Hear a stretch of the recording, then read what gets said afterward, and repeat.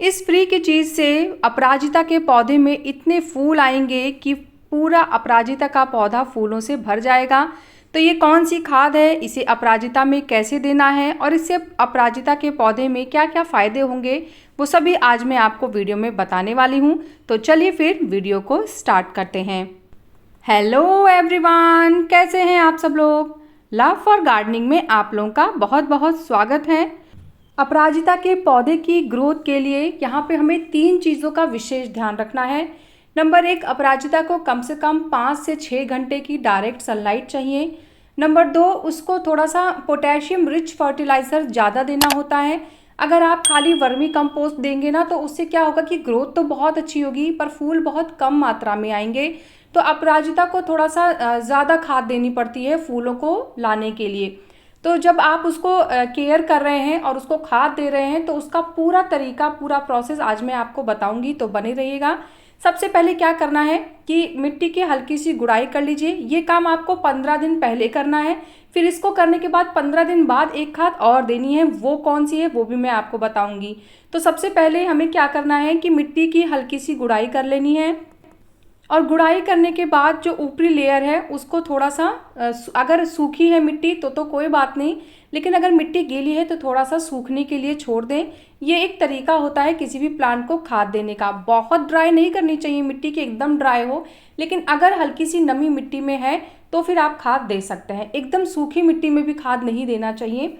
तो हल्की सी गुड़ाई करके मैंने जो मिट्टी है उसको स्टेम के नज़दीक कर दिया है और उसके बाद जो बचा हुआ पोर्शन था वहाँ पे भी हल्की सी खुरपी से गुड़ाई कर दी है। अब हम यहाँ पे खाद देंगे। तो जो हम खाद देंगे वो 2 खाद हैं और दोनों ऑर्गेनिक है। मैं आपको पूरी वीडियो में जितनी भी खाद बता रही हूँ सब 100% ऑर्गेनिक है और बहुत ही ईजिली सब अवेलेबल भी हो जाती हैं। तो सबसे पहले जो हम खाद देंगे वो हमारे पौधे की जड़ों का विकास करेगी बहुत तेज़ी से, और जितना जड़ विकसित होती हैं उतना ही विकसित हमारा प्लांट भी होता है तेज़ी से। तो इसीलिए जड़ों का विकास तेज़ी से हो, फूलों का आकार बड़ा हो, इसके लिए हम यहाँ पे बोन मील का इस्तेमाल कर रहे हैं। अगर आप बोन मील इस्तेमाल नहीं करना चाहते हैं तो आप रॉक फॉस्फेट का भी इस्तेमाल कर सकते हैं, वो भी सेम ही वर्क करता है। इसके बाद फिर मैंने यहाँ पे वर्मी कंपोस्ट ले ली है। अगर आपके पास गोबर की खाद है तो आप उसका भी इस्तेमाल कर सकते हैं। बस गोबर की खाद इस्तेमाल करते समय हमें क्या ध्यान रखना है कि वो पुरानी होनी चाहिए। जैसे लगभग साल से 1.5 साल पुरानी गोबर की खाद होती है तो वो ज़्यादा अच्छा असर करती है। तो कभी भी गोबर की खाद इस्तेमाल करते समय आप जान लें, समझ लें कि ये कितनी पुरानी है, उसके बाद ही उसका इस्तेमाल करें। उसको पहचानने का एक तरीका होता है कि अगर आप गोबर की खाद प्लांट को दे रहे हैं तो आप स्मेल करेंगे ना तो उसमें गोबर की बिल्कुल भी स्मेल नहीं आएगी और वो बिल्कुल मिट्टी जैसा हो जाएगा। तो ये उसकी पहचान होती है, उसमें बदबू कोई भी नहीं आती है। अब उसके बाद हमने खाद को देके और वापस ये जो स्टेम के नज़दीक मिट्टी की थी ना उससे उसे ढक दिया है। ढकने के बाद अब हम यहाँ पे इसको पानी दे देंगे। तो ये खाद हमें महीने में सिर्फ एक ही बार देनी है और इस खाद को देने के 15 दिन बाद अब हम दूसरी खाद देंगे। तो उसका भी प्रोसेस अभी मैं आपको बताऊंगी। अभी फ़िलहाल मैं अपने दूसरे जो अपराजिता के प्लांट है उसको भी सेम खाद दे देती हूँ। कोई भी खाद जब हम देते हैं तो शाम का टाइम चुने, वो ज़्यादा बेस्ट होता है।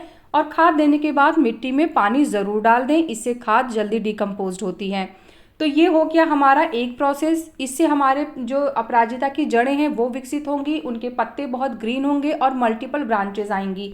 मल्टीपल ब्रांचेस अगर आपको चाहिए कि अपराजिता बहुत घना हो जाए, जैसे कि मैं आपको दिखाती हूँ, ये देखिए मेरी अपराजिता काफ़ी घनी है और मैंने इसको एक सपोर्ट दे दिया है। ये देखिए यहाँ पे मैंने इसे रस्सी से बांध दिया है। जितनी भी अपराजिता की बेल थी उनको इकट्ठा करके और एक रस्सी में बांधा है। बहुत ढीला बांधिएगा, एकदम टाइट नहीं कि उनकी बेल डिस्टर्ब हो।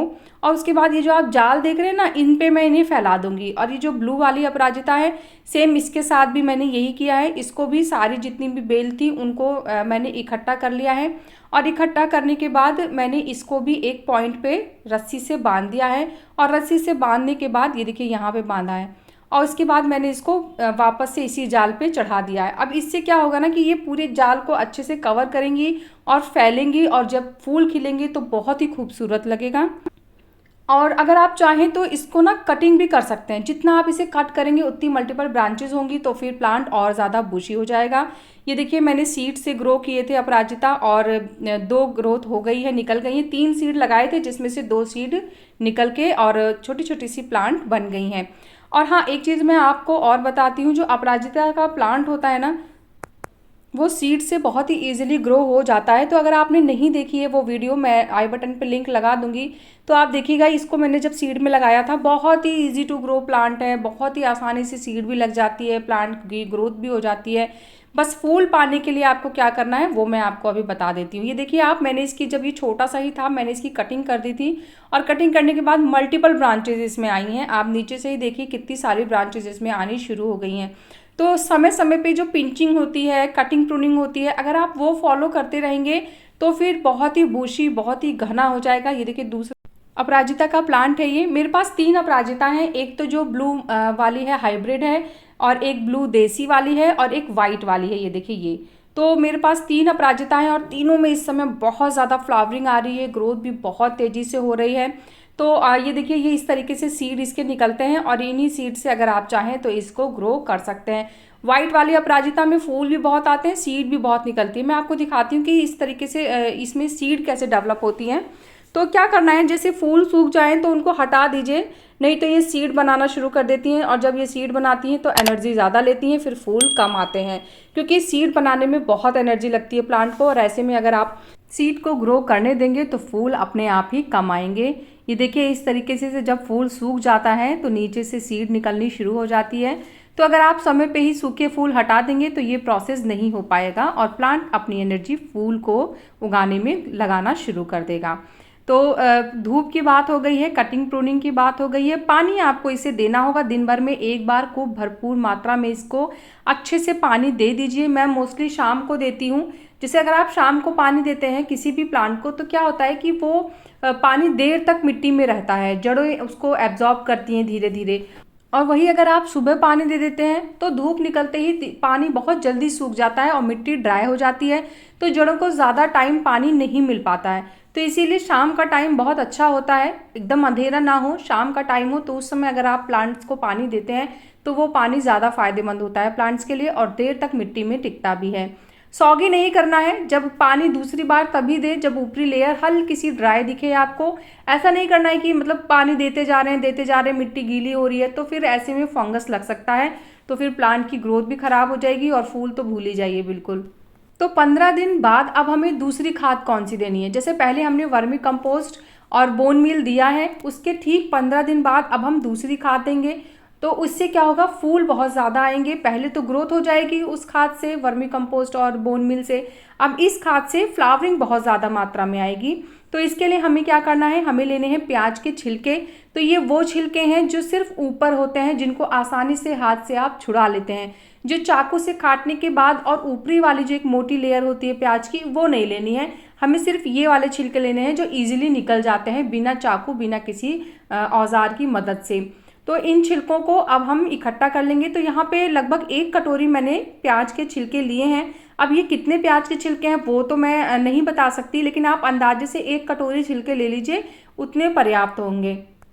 ये फेंके ही जाते हैं, इनको हम यूज़ तो करते नहीं हैं। तो इनको फेंकने से अच्छा है कि इन्हें हम अपने गार्डनिंग में यूज़ करें, इससे हमारे गार्डन में बहुत अच्छे फूल आते हैं। ये बहुत ही अच्छा रूट हार्मोन भी होता है, और साथ ही साथ इससे फूल बहुत ज़्यादा मात्रा में आते हैं, फूलों के आकार भी काफ़ी बढ़ते हैं, और प्लांट्स को इम्यूनिटी भी देता है ये। तो बहुत ही अच्छी खाद है ये किसी भी प्लांट के लिए। तो इसको कैसे बनाना है, मैंने यहाँ पे लगभग आधा लीटर पानी ले लिया है, और उस आधा लीटर पानी में मैंने 1 कटोरी प्याज के छिलकों को भिगा दिया है। भिगाना बहुत अच्छे से है, जैसे प्याज के छिलके ना ऊपरी तैरना शुरू कर देते हैं, तो आप उन्हें हाथ से थोड़ा सा पानी में जब डिप कर देंगे तो वो भीग जाएंगे, और फिर उसके बाद ये पानी में अच्छे से घुल जाएंगे। अब इसको यूज़ कैसे करना है, तो इसको यूज़ करने के लिए अब हम 2 दिन तक इसे ढक के ऐसे ही रख देंगे, फिर इसका यूज़ करेंगे। तो पानी में अच्छे से भीग जाए, इस चीज़ का ध्यान रखिएगा, नहीं तो ऊपर ऊपर ही तैरते रहेंगे ये, और फ़ायदा कुछ नहीं मिलने वाला है। चलिए अब इसे रख देते हैं किसी ऐसी जगह पे जहाँ पे तेज़ धूप डायरेक्ट ना पड़े हमारी इस खाद के ऊपर। तो मैंने इसे एक चेयर के नीचे रख दिया है, यहाँ पे धूप नहीं आती है ज़्यादा तेज़, इनडायरेक्ट सनलाइट लेकिन रहती है, मतलब ब्राइट लाइट रहती है, लेकिन तेज़ रोशनी, तेज़ सूरज की किरणें उतनी नहीं पड़ती हैं। उसके बाद अब देखिए ये 2 दिन बाद का रिजल्ट है। 2 दिन बाद प्याज के छिलकों का रंग भी आप देख सकते हैं काफ़ी चेंज हो गया है। और इसको यूज़ कैसे करना है, चलिए अब इसके बारे में बात कर लेते हैं। ये देखिए प्याज के छिलके बहुत ही अच्छे से पानी में भीगे हैं और इनका रंग बिल्कुल चेंज हो गया है। तो अब इसको छान लेते हैं। छानने के बाद इसको डाइल्यूट करेंगे और उसके बाद हम इसे अपने प्लांट में देंगे। तो सबसे पहले एक छन्नी की मदद से सारे छिलकों को हटा लेना है और सिर्फ पानी का इस्तेमाल करना है। इन छिलकों में फिर से आप आधा लीटर पानी डाल के और अब की बार इन्हें 4 दिन के लिए भिगाइएगा। 4 दिन तक जब आप इनको भिगा के रखेंगे फिर आपको सेम इसी तरीके से छान के और जो आगे का प्रोसेस मैं बताऊंगी वो आपको करना है। तो इसका रंग देख लेते हैं एक बार किस तरीके से तैयार हो गया है। ये देखिए कुछ इस टाइप का कलर है, जैसे कॉफ़ी का ब्लैक कॉफ़ी का कलर होता है उसी टाइप का कलर है इसका भी। और ये बहुत ही अच्छी और फ्री की खाद है और बहुत ही बढ़िया रिजल्ट मिलता है इससे हमारे प्लांट्स को। पर इसको ऐसे ही नहीं देना है, अभी हम इसे डाइल्यूट करेंगे। मैं सिर्फ इसका कलर दिखा रही थी ताकि जब आप भी इसे बनाएं तो आपको भी लगे कि आपकी खाद सही तरीके से बनी है। तो अब इसको वापस से मैं उसी कंटेनर में डाल देती हूँ और अब हम इसमें कुछ पानी नॉर्मल ऐड करेंगे। फिर उसके बाद ये खाद हमारी बनके तैयार होगी।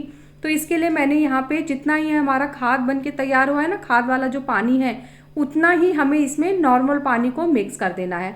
मतलब हमें इसमें दुगना पानी ऐड करना है और फिर उसके बाद ये खाद हमारी बनके तैयार हो जाएगी। इस खाद को देखिए जब बहुत ज़्यादा बारिश हो रही है तब आपको नहीं देना है। जब आपको लगे कि मिट्टी सूख रही है, बारिश अब 2-4 दिन नहीं होगी और या फिर गर्मी या सर्दी का मौसम चल रहा है तो फिर आप इसे बिल्कुल बेझिझक दे सकते हैं। इससे प्लांट में कोई फंगस भी नहीं लगेगा क्योंकि हमने इसको अच्छे से डाइल्यूट किया है। डाइल्यूट करने की वजह से इसमें फंगस के या कीड़े मकोड़ों के आने के कोई भी चांसेस नहीं रह जाएंगे। और आपको इसमें लगभग 200 ml तक एक प्लांट को ये खाद देनी है। तो 15 दिन में हमें वो खाद दे देनी है, 15 दिन बाद ये वाली खाद देनी है। इस तरीके से आप महीने महीने रिपीट करते रहिए। तो इससे फूलों की संख्या भी बढ़ेगी और प्लांट की ग्रोथ भी बहुत अच्छी होती रहेगी। तो सारी डिटेल सारी जानकारी बता दी है। इसके बाद भी कोई क्वेश्चन कन्फ्यूजन होगा तो आप कमेंट करिएगा। कैसा लगा मेरा आज का ये वीडियो मुझे ज़रूर बताइएगा। अगर आपको वीडियो पसंद आया है तो वीडियो को लाइक करिएगा, चैनल को सब्सक्राइब करिएगा। मिलते हैं फिर नेक्स्ट वीडियो में, तब तक के लिए बाय, टेक केयर।